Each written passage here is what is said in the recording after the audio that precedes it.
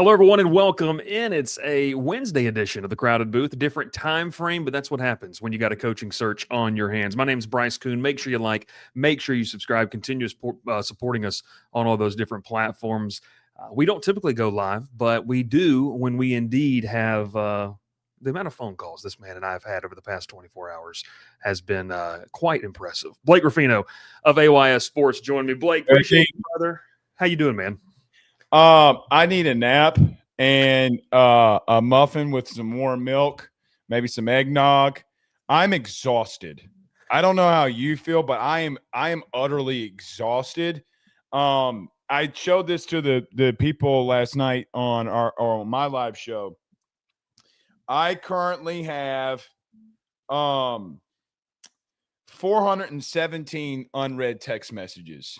Now, 2 of those are from my wife. So let's just say a whopping 415. I'm exhausted. I saw someone in the grocery store today. You didn't text me back. And I just picked up my phone and showed him the text messages. And he was like, okay, never mind. I'm like, yeah, that's what this is. So don't come at me for saying anything. So, yes, that's where we are. No, I'm with you. I would also say this too. It's not just it's keeping everything in order. I mean, I was texting you about some flight tracking stuff today, trying to keep it in order. I mean, we're getting to the point where all of this feels just like a jumbled mess. We're going to go into more detail, but do you feel like it's hard to keep things straight? I mean, I don't know how old you are, Blake. I'm not, but we're getting up there. Yeah, I mean, so last night, Bryce, I did a 24-minute monologue to kind of start off pretty much recapping what's happened since Thursday. So from my vantage point, I'm just going to tell you how I see it from my vantage point, okay? Mm-hmm. If you remember Thursday, the tweet came out from, I think the guy's name's Dan Thompson. I don't know the gentleman. So forgive me if forgive me. So I came out there on Thursday and said, listen, Bryce, this is what I'm hearing. This is what I'm being told on the LSU side. I'm hearing that they're lined up. There's a lot of money getting backed behind this. I think LSU is about to go for the jugular. And what I said was Lane Kiffin. That was on last Thursday's show, okay? Mm-hmm. I think it was the one that got shared on 3. It was like, yes. Blake's out there saying that we're going for the jugular. So I was told Friday, which I said on a post-game Saturday, that I heard a meeting happened on Friday in Oxford and that the deal had not been done with Florida and nothing had been signed, and LSU had kind of interrupted the situation at hand. I do think Florida led. I don't think Dan was completely wrong in his reporting, but LSU came and dropped in, I don't want to say, I would say a bomb, like a Fong bomb, or something like that. Yeah. But they dropped a bomb on the situation, and then Monday happened. So yesterday, I just try to put in all chronological order, okay, every single little thing that has happened, okay? And so I would suggest just go and listening to the monologue because it took me 24 minutes to literally go through what's happened the last 4 weeks. And by the way, I missed like 17 steps, okay? Yeah. So I didn't talk about Brian Kelly at all. I didn't talk about Governor Landry, which, by the way, just newsflash from my own life, this Peter Hamby story about the Governor Landry conversation, I'm told did not happen for 2 hours. Not saying it didn't happen, but those kinds of things got left out. So, Bryce, I think for everything that it's worth, it has been a jumbled mess, but not a mess in the sense of like it's a bad mess. Sometimes you can have a lot of really good things that's in a mess. My brother used to do these storage wars. And one time, I mean, yes, it's a jumbled mess, but at the same time, he pulls out a baseball card in there that's worth $795. Well, he only bought it for $100. So you just get to a situation, just because everything's a mess or looks like it doesn't mean that good fruits aren't coming from that labor. Yeah, and I think it's, like you mentioned, it's important to be able to sift through details and understand what's really happening, through, and I'll just be honest with you, Blake, sift through these social media insiders that are out there that are using stuff that's off of what your show's saying, what our message board is saying, and everything in between, right? That's my least favorite part about this time of the year is that you'll see like and this is no disrespect to anyone in general. I mean, I don't have someone really in mind, but I've seen it from other fan bases, like LSU fan 46. Oh, there's a plane. It's like, well, yeah, you saw that on this. Like, that's where you got that from. How many times, too, by the way, have people tracked flights and it actually amounted to anything? That's the purity of this sport that people are missing. So what, they were in Baton Rouge? By the way, Bryce, I got a theory on that, by the way. Why would LSU leak that? Everybody's getting on LSU. Why would LSU leak that? What is the plausible reason that LSU's people that are running this would leak that as families here? Someone please tell me. If you can come up with, oh, we're going after Lane Kiffin. We all knew they were going after Lane Kiffin. I talked about it on Thursday. I mean, what are we doing here? But, boy, it seems like Ole Miss is really getting petty in a lot of this situation, too. And I don't wear Realtree when I go hunting. That's all I'll say on that factor. As a Columbus native, where Realtree is headquartered. Sorry, I don't wear it anymore. I don't wear it. I got here comes Mossy Oak, okay? I don't even know where Mossy Oak is. Mossy Oak, you're shopping in Walmart getting the Mossy Oak. I hear you. It's no disrespect. Oh, now we got Arkansas. Gosh, we need Louisiana people to make some camo, okay? Get a little Canes camo. That's what we need. There you go, right there. Todd Gray, Bryce Koon's calling you out. What are you doing with your life? All right, so let's start here because obviously you and I talked last week about what was happening, what would Lane Kiffin even do. Now so much has happened in the past week with what we've been able to say. Let's start with that visit that obviously happened on Monday. And I want to ask you right here off the bat, you feel like this is something that Ole Miss would have wanted out there more than LSU? I guess I'll give you the floor. Talk to me why. Why do you feel like this is something that Ole Miss would rather have? So let's talk about Monday specifically. Forgive me for misremembering. I don't know if it was Chris Lowe or Brett McMurphy. So forgive me for misremembering who reported this. But maybe it was Nakos. Again, I don't know. My mind is shot. But the ultimatum thing was tweeted. Then 13 minutes later, and I went and looked at this, on Tiger Droppings, that is a cesspool of garbage, by the way, all of a sudden the MMR plane the link is then posted from Oxford to Baton Rouge. Mm-hmm. Why would LSU do that? The ultimatum isn't coming from Baton Rouge. The ultimatum of if he's going to coach in the Egg Bowl or if he's going to coach in the playoffs, how does LSU control that? Please tell me, because they don't control it. So the timeline of events goes, Ole Miss tells Brett McMurphy or whoever it was that there's an ultimatum. Then you turn right around, and then 13 minutes later, a guy where you can see on Tiger Droppings joins that board that day and then drops a link of a plane. I mean, I'm not a conspiracy theorist, but at the same time, that doesn't sound like something LSU people or LSU person on the inside would do. Would Florida do it? The problem that I have with Florida on that is, well, they didn't link their own. Yeah, no. There was no concrete information about that trip to Gainesville. No concrete information. And here's the thing about Florida. You could have easily said, well, Layla Kiffin's going to see her mom. No one would have batted an eye. Hey, we're at a bye week. It's the week before Thanksgiving, and I can't go see my mom. What are you doing? So I don't think Florida leaked it. All of that just to say, Bryce, I again, it's a theory, but I mean, someone's going to have to explain to me why LSU would have wanted it leaked. So, okay, I think I caught the clip, or someone posted a clip. You talked about this last night, I believe, on your show a little bit. I think you did. I think that it makes total sense of why. Like, let's just thinking about this rationally. You're an LSU booster, whatever you want to put, whatever the label you want to put. Okay. Why would, like, and to further your point, why would you want this out there? Like, what benefit or gain do you get from people knowing? Because one, like you said, it is not a secret that all of our hot boards have included Lane Kiffin as the 1A option. I don't know about yours, but mine had essentially my top three. I don't think that the two were feasible.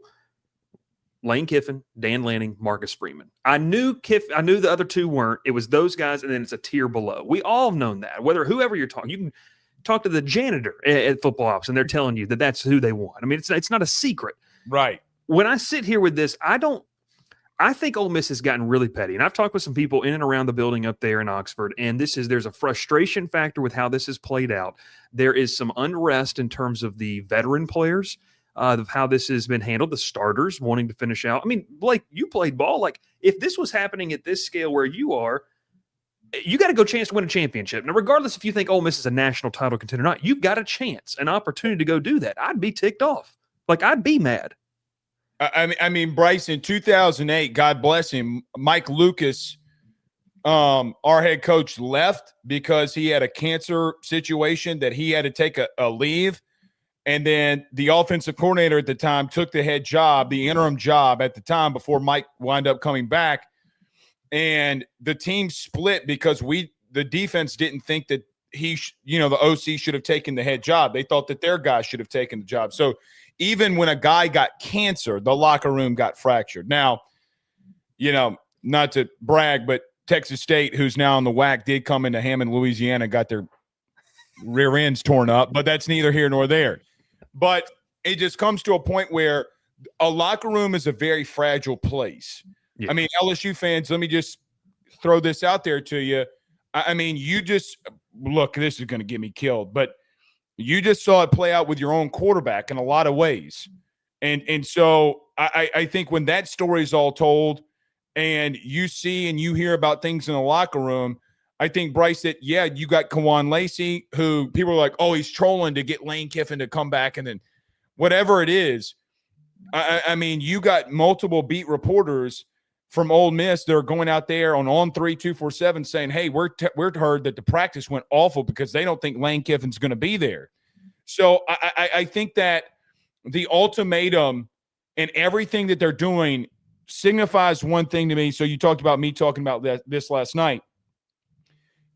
It's okay when you've never been in this position before, meaning LSU's been in this position 4 times in the last decade, where we've been in this exact same position, from a fan base to an administration to a guy who's leading the board of supervisors right now, Scott Ballard. I mean, Bryce, this is going to be the 4th head coach since 2016. You're acting like this is the first time that you've hit a home run and you don't know how to round the bases. Like, this is the first time, like, your coach always tells you, act like you've been there before. Ole Miss hasn't. They haven't been relevant in that situation. So I think that they don't know how to react to. You got a young AD, by the way, who said, hey, we mismanaged the Auburn Lane situation. Yeah. Well, Bryce, I mean, it's confirmed that the kid that reported Lane going to Auburn, which, by the way, was accepted by Lane Kiffin's own words in a documentary, that Ole Miss leaked it to him. This is what the kid said. So now all the backlash that he took, all the craziness that came out at Auburn, boy, it seems to be playing itself out again when the kid was never wrong. And God forbid, I don't remember that kid's name. Lane Kiffin admitted he was going to Auburn until the daughter situation happened. Yeah. The PowerPoint and all that. So now I got 2 times where his name is up there for big head coaching searches, and you've done the same thing essentially twice. So if you want to talk about my theory, maybe it is a conspiracy theory. Maybe I've gone off my rocker. But again, someone's going to have to explain to me that, the whole thing. By the way, Wilson Alexander of The Advocate today asked Lane Kiffin how his family liked the trip to Baton Rouge. And he goes, I'm not talking about other coaching jobs. You mean like you did yesterday on Pat McAfee when you talked about Brian Kelly getting fired after his 3rd loss? Well, Blake, I was on the phone with you. Theorist, but if I watch JFK's Zapruder film, I'm gonna understand what did and didn't happen. Well, and here's the thing. I called you today on my way home, and I talked about this. Like, this is either, and we're going to get into the John Sumrall, the Tulane thing here, because I think that's another piece to this puzzle with just craziness. But this is either right now, and I know we've got some Florida, we got some LSU, and some Ole Miss fans in the chat right now. We are either witnessing one of the biggest troll jobs in sports history, like unprecedented, or they're gone. Like it's either or. And I'm telling you right now, it would. And Blake, I know you've talked to some people. I've talked to some people. I've taught some people that there are people in that football ops building that do not believe that he is coming back. And there are people who do not believe, and I'm talking about up in Oxford. There's also people who don't believe that it would be comfortable for him to come back at this point. Agreed. This thing has gone on way too far and way too long. If this is a troll job, and I told you this on the phone today, if this is a troll job, Lane Kiffin's going to be at Ole Miss for life because no one else is going to play this game with him. No doubt. No doubt. Well, and listen, here's the truth of that too. I think that you brought up the ultimate point there, which is a fantastic point by you. Who's going to want to go through that?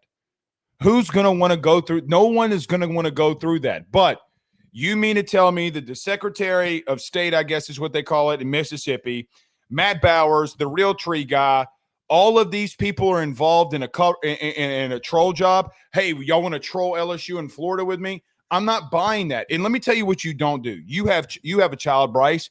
I have children. Lane might be the biggest troll of all time. Let me tell you what you don't do. You first off don't get your kids involved in this. Everybody in Florida saying Knox Kiffin didn't go. We got eyewitness testimony and photos. Sasquatch does exist. So you got to a situation where, listen, we understand, but I don't think he gets his family involved. That's a bit too far for me. It's a bit too far for me. And here's what you don't do. You also don't get your brother's wife involved. It's one thing to get your intermediate family involved and you keep it inside the inner circle. Bryce, there's stuff that goes down with my kids and my wife and myself that I'm not telling my brother, who, by the way, I would die for. I would literally take a bullet in the chest for my brother. There are just things that happen around these four walls that I'm never going to tell a soul what my son has done or what this is, So it's very far-fetched to me, but because it's Lane Kiffin and because he trolls a lot, that's what gives people hesitation. He almost left you once. Like it's like a marriage, Bryce, when your wife at the current time says that, listen, I want a divorce, but then you work it out in marriage counseling, but then they tell you they want a divorce again. So they really didn't get over you. They really didn't happen. And I got a question. Did Lane Kiffin really think that he'd be 10-1 right now? Because if he did, he would have started Trinidad Chambliss over Austin Simmons in week 1. Day 1, yeah. Just my opinion, I don't think so. Because what did we talk about in the offseason? Hey, Ole Miss lost a bunch of talent. What did he say on McAfee yesterday? That's a team last year that had the most draft picks off of an Ole Miss team in program history. He set the stage up for the fact that maybe this season has been unexpected. But the fact of the matter is you're here now, Blake. So before we get to the Sumrall, Florida conversation, what do you make of this I want to coach the Egg Bowl, denying on McAfee that there was an ultimatum? I think I think that's wrong. Like, I'm not out here to try to call people liars. I think that's incorrect. Maybe they didn't use the word ultimatum, Blake. But if you are Keith Carter and Ole Miss, and look, it's a bold strategy. Like, it is a very bold strategy. We talked about this on our live show last night. You better know what you're doing. And I think they do know what they're going to do if he leaves. What do you think about this whole Lane publicly saying he wants to coach the Egg Bowl, kind of acting like he and Keith Carter are best friends? Maybe they are. I don't know. I can't speak to that. But what do you make about all this? Because it can't all be true. That's my thing. The whole thing can't be true because it doesn't make any sense for the whole thing to be true.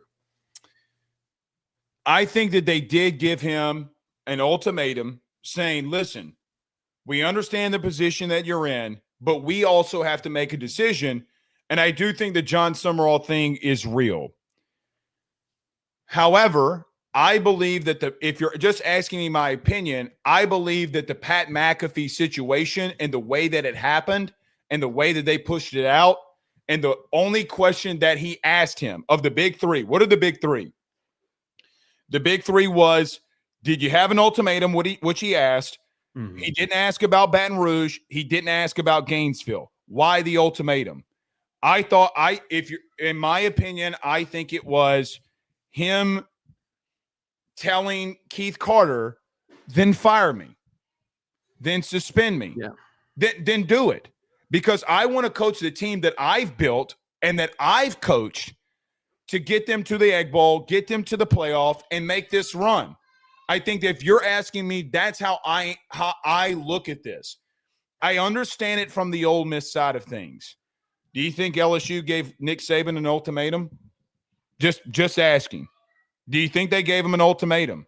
I mean, that you've had the most success and probably will, all due respect to John Sumrall, you don't land a white whale, but maybe once in a generation.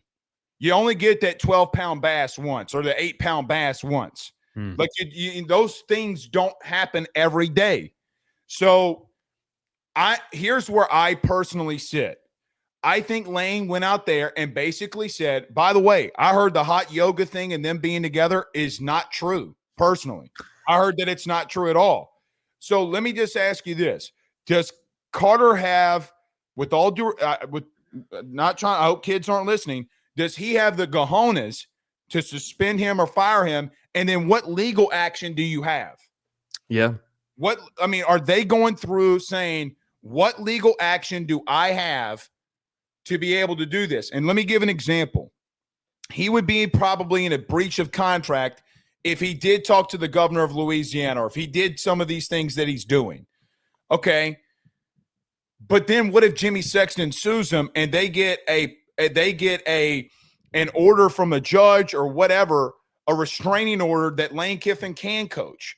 Bryce, that can happen. Yeah. Like a judge in a legal setting, especially when it comes to employment, can say, all right, well, we're going to kick this can down the road. We agree with what Lane Kiffin and Jimmy Sexton are saying, and then he coaches, which would be a god-awful thing for Ole Miss, the way that they see it. It'd probably be a god-awful thing for Florida and a god-awful thing for LSU because now you're all waiting, okay?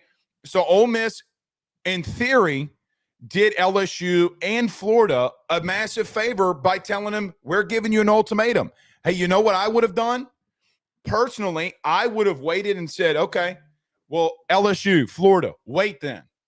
Are you going to wait until mid-January? If we get the number 5 overall seed, are you going to wait until mid-January to wait for your head coach? Let's see if you got the balls to do it. Because I don't know if they would have done that. I really don't know if they would have done that. Here's the last thing I'd say on that too. When did Nick Saban retire? When did Nick Saban retire? 2 years ago. Yeah, 3 years ago. Yeah. But when? Meaning, at what point? At what juncture? Yeah. Okay. Yeah. At what juncture did he retire? Boy, it was after the national title game in mid-January, and then it took 2 weeks, and then he retired. And wait, Kalen DeBoer was hired when? Late January. Boy, they went 9-3. They had 35 players hit the portal. They were okay.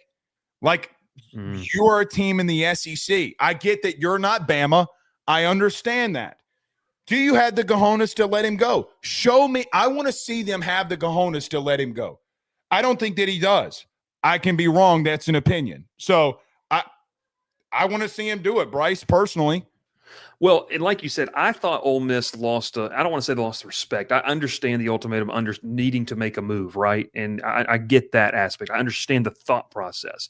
But what you gave up and what you just mentioned was holding Florida and LSU to the wall and saying, we dare you. We dare you to wait. And you know, like you said, it's an opinion, right? Would it really hurt you? Would it not hurt you? Who knows? I'll tell you one thing. It would have set off a whole – you remember that coaching carousel that it set off? I saw a post about it the other day. It was obviously Jed Fish then goes from Arizona to Washington. San Jose State's head coach comes to, Brennan. That was late. I mean, you're talking February, right? I mean, you're talking February. Yeah, because if you're talking about Kalen DeBoer, Bryce, that wasn't until damn near Thanksgiving. Valentine's Day. Yeah. I mean, like, what are we talking about? Then it got to a point where if you remember, what was it, Macmillan and them couldn't transfer because it was so long in the process, and they said, well, the 30-day rule doesn't apply to the new calendar year, whatever excuse they gave. Why didn't you put LSU and Florida's feet to the fire? And listen, maybe they are, and maybe they're not going to fire it, and maybe it's a whole ploy. Maybe it's a whole ploy They say, oh, man, okay, we got an ultimatum. We got an ultimatum. He's going to be fired by next week. Then what if he isn't? Yeah. Yeah. No, I'm with you. I got a pair of super chats real quick. CJ says, you will attest for your sins, Cooney. I was trolling on the board today. Sending this to Sport Bryce Koon, never leaving LSU media, the Lane train. Appreciate you, go Tigers. Real quick. I got to talk. We got to pay some bills. I know you got to pay some bills as well.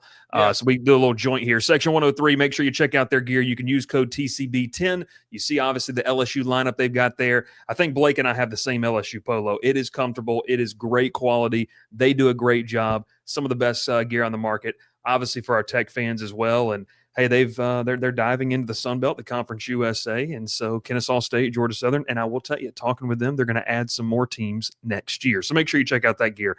It's phenomenal there as well. We appreciate Section 103 and everything they do. 4th year being one of the presenting sponsors here on the Crowded Booth. All right, Blake. I wear their polo every game day, by the way. Man, I'm serious. I'm a big golf polo guy, and I'm not just saying this because, they help us out and everything. It really is great quality. Like, I've worn some polos that are terrible. It's affordable too, which I like about it. Keeps you cool too, man. It's really good. Y'all go over to Section 103. All right, Blake. So the news today, John Sumrall, John Sumrall's a heck of a football coach. I love a lot of things about John Sumrall. I've been hesitant to put him high on the board at LSU. I think you as well, in terms of not just the political nature of how this whole thing has gone down, but also there's going to be some hesitancy about elevating, a G5 head coach to a place like LSU. It's not a bold claim. That's just kind of what it is. I think he's a heck of a football coach. He has ties to Auburn. A week ago, I'll tell you this, talking with some people down in the plains, this just felt like a shoe-in. Like, this was supposed to happen. Auburn was going to have their guy. Their AD is John Cohen has come out and said, hey, we want to have our decision that Monday after conference title weekend. Well, this whole Lane Kiffin thing goes on. He's got ties to Ole Miss. Then today, the Florida On 3 site, they do great work over there, but the Florida On 3 site reports there's a meeting. Obviously, Pete Nakos comes in about 45 minutes later, says that it has been called off. And the key part of this, Blake, I don't know if you've read the full article, the key part of this is that Sumrall took his name out. When you read that he took his name out, what to you stands out? Because this is something where I think I will just sit here. I think he is waiting to see what Lane does. If Lane leaves Ole Miss, I think John Sumrall will be the next head coach at Ole Miss. That's just my personal opinion. If he doesn't, I think he's going to be the next head coach at Auburn. I don't know if this Florida thing was real. I don't know if that's a push by Florida to try to put pressure on Lane. I genuinely don't know. What do you make of the kind of the news as of today?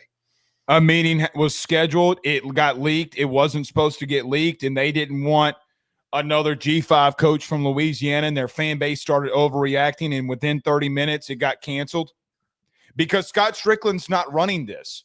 A search committee is. So Florida beat writers are out there. I just literally got texted by one. Like, literally just now got texted by one.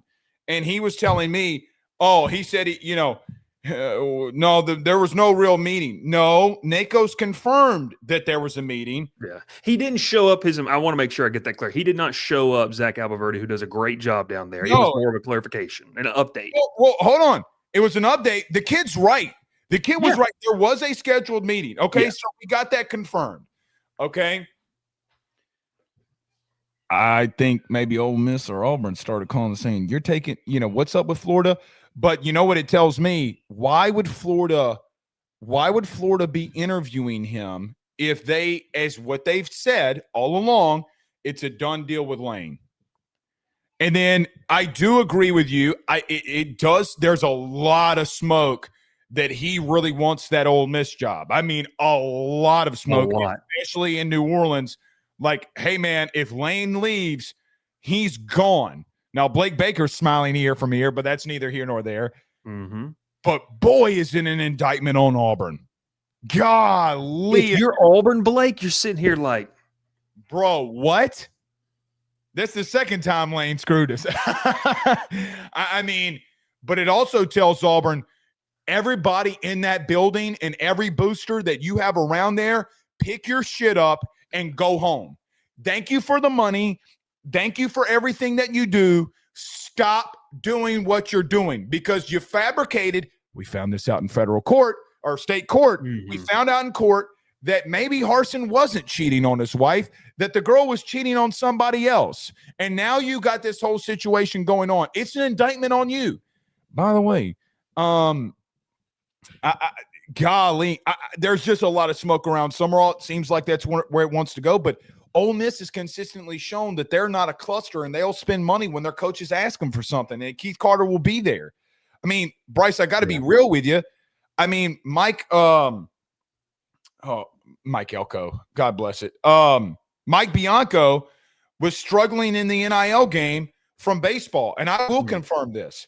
Luke Hill, all those kids that had Tennessee, LSU, all these kind of offers, and hey, you might not start here and stuff like that. All of a sudden, Ole Miss comes out of nowhere and they almost win the SEC tournament. Why? Because they're out there spending money. I know that's a baseball reference, but Keith Carter's done an exceptional job at being an AD. The smoke around Sumrall is real to Ole Miss, especially if you call anybody that's in New Orleans who actually knows. Let me say that because there's a lot of people saying he's not leaving Tulane for Ole Miss. And I got Front Beach property in Iowa that he stays at Tulane over Ole Miss too. So, I mean, that's what it seems like, Bryce. But listen, I also think it's an indictment on Florida that it's public. I think it's a massive indictment. And listen, here's one thing that I'm going to talk about at great length tonight. So here's a little preview. Who are the permanent opponents for Florida moving forward in the SEC? It is the University of Georgia, the University of Tennessee, and you have Florida State and Miami on your schedule. Boy, that sounds difficult. Yeah. Just saying, if you talk to coaches around the SEC or you talk to coaches, they don't know if that Florida schedule, when they're ranked number one in the country every year in strength of schedule, that they might want to maybe not want to go there. I don't think Lane thinks like that, but there are a lot of coaches that do. So I do think it's an indictment on Florida, to be honest with you. Yeah, I'm with you. I think the Florida job is incredibly difficult right now. And I'll just say this. I mean, so we kind of get to the last couple pieces here, and I was thinking if I wanted to talk about this, and I do. So, Blake, I talked to you about this on the phone today, but you and I have kind of obviously been talking with some people about that. There is, and it's not a secret, like there is genuine interest for Lane to come down here and coach. Like that is not a secret. It's not a lie. You don't do the things he's doing. We're going to play in this world that we believe to be true, that he's not just pulling off the most epic troll of all time. And if he is, you're going to have to take that hat off and tip it to him because he's done a hell of a job with it. That being said, what do you make about, and we're live, so we got people watching me say this to you. What do you make of rumors of staff changes and what he would make if he did come down here? I'm going to put you on the spot. I plead the fifth. Look, all of that's probably speculation at this point. I think the first thing would be, first off, you got to get him. I do think that there would be some staff changes, clearly. I don't think everybody stays. I don't think everybody on the off-field side of things stays. I think that there's a lot of rumors that people would stay that probably wouldn't. But if you're asking me to come out from a public forum and say that I know that for 100% certainty, I don't know. However, well, let me ask you this. Are you willing, in that hypothetical scenario, does Lane Kiffin outweigh some of the people that you might have to let go? And we don't have to say any names, but is Lane Kiffin that important in your mind? If you are the decision maker, Blake Ruffino is the guy standing next there to sign on the dotted line. Does he sign? Yeah.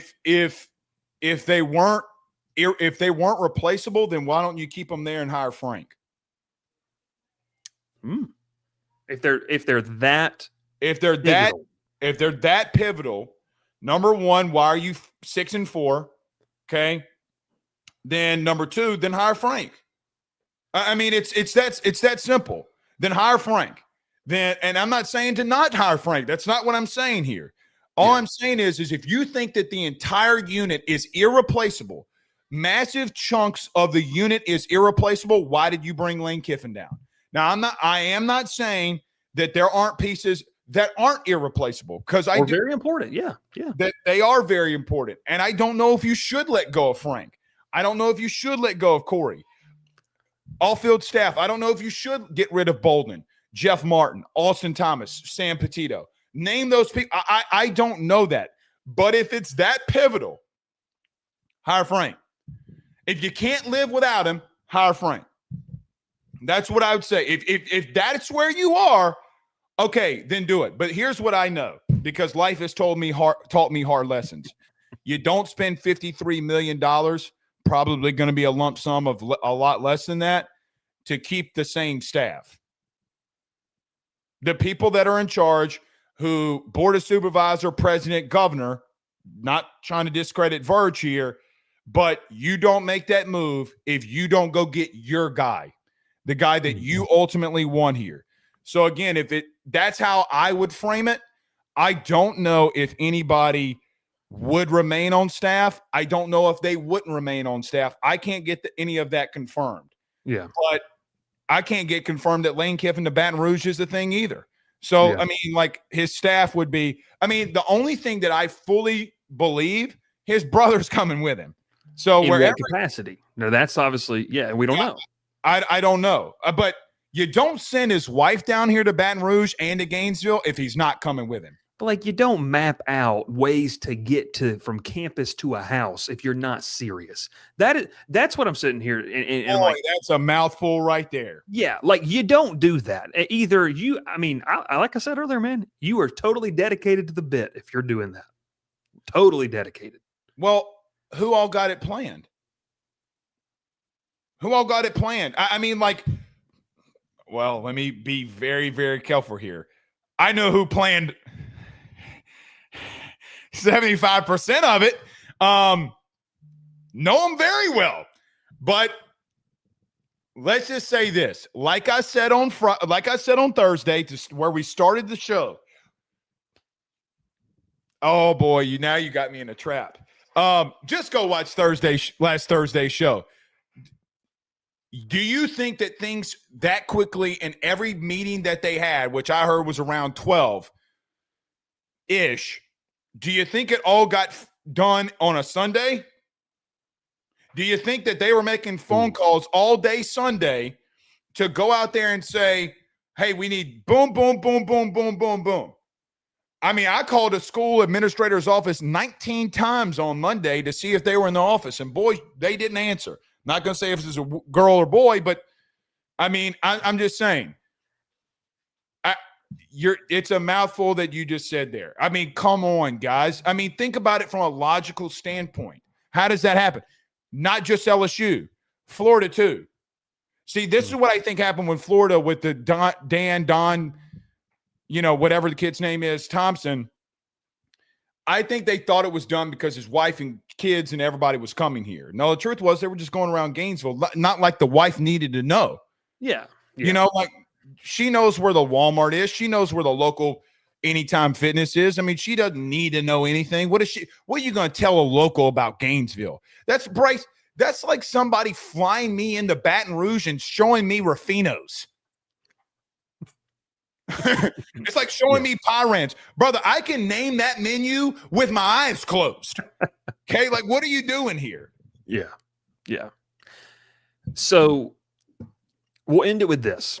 Okay. Obviously, everything has kind of moved to this point where, Blake, I mean, whether you are in the cesspool that is Tiger Droppings, whether you're on the On3, the 24/7 boards, where you're watching all the different podcasts and shows, to where I want to be careful how I word this. We're not necessarily led to believe, but the tea leaves would tell you that, hey, by Sunday, you're going to have to probably know something. Ole Miss, Florida, LSU. I want you to rank. I'm putting you on the spot again. I want you to rank who's really in the lead of this thing.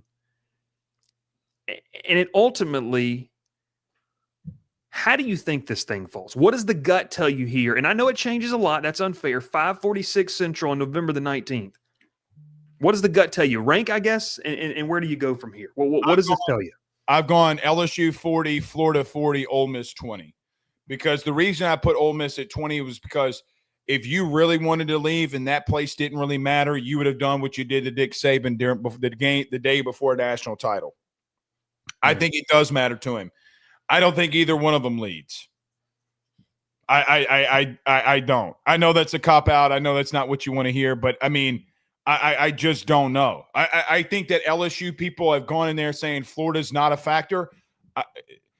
Brother, y'all, here's the problem with people telling people like me and yourself, oh, I'm here in LSU, it's over. I'm here in Florida, it's over. You're not listening to both sides.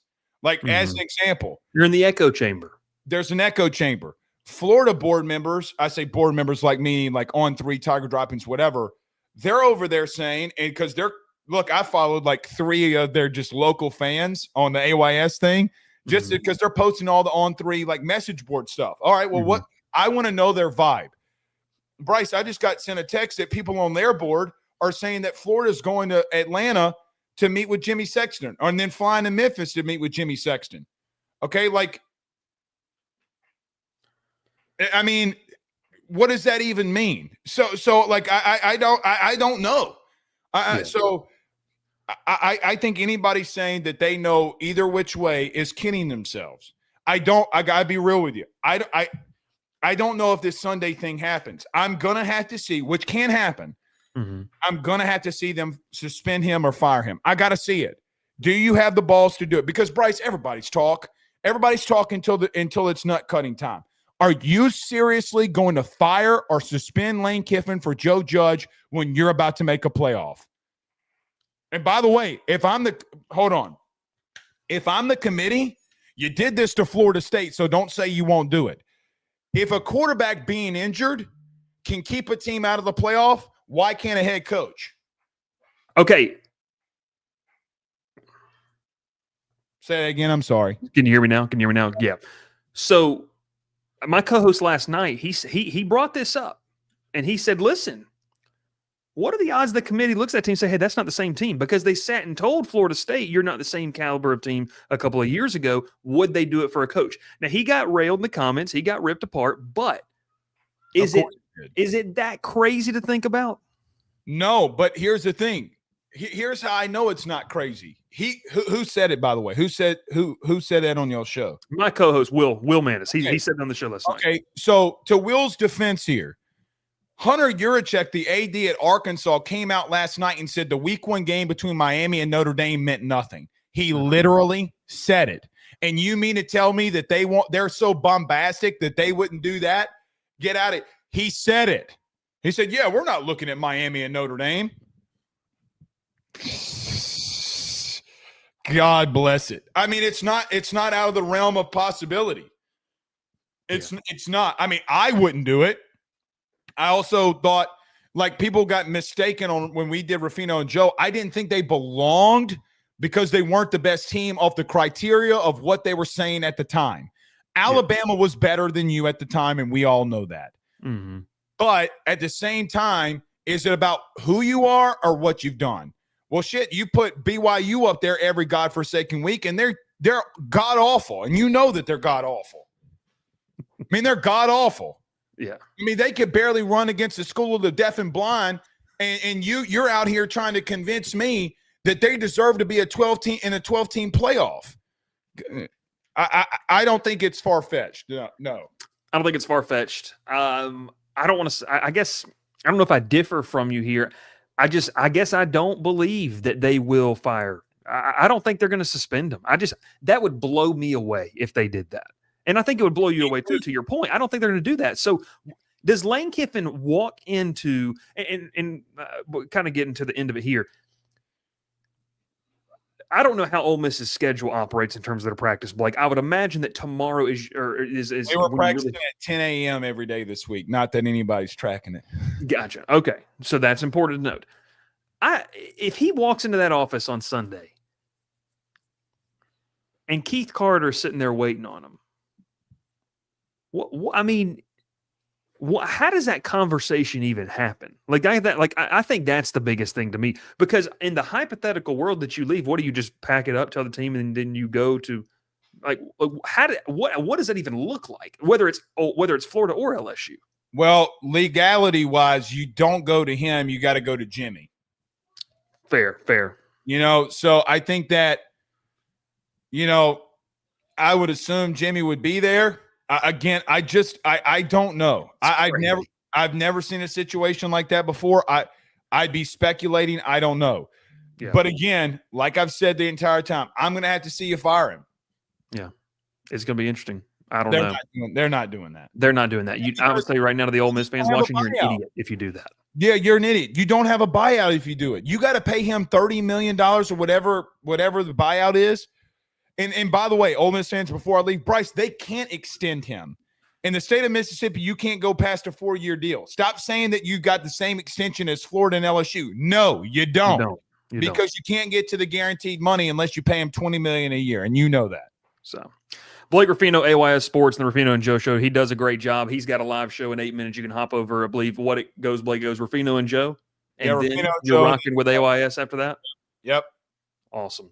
Blake Ruffino, he does a great job. Like I said, check him out. Appreciate him tuning in. Appreciate all the comments there as well, people hanging out with us. We will catch you next time. Thanks so much for watching another episode of The Crowded Booth. Thanks so much. Pile in here and make yourself feel at home. The Crowded Booth is coming on. The Crowded Booth with Bryce Koon.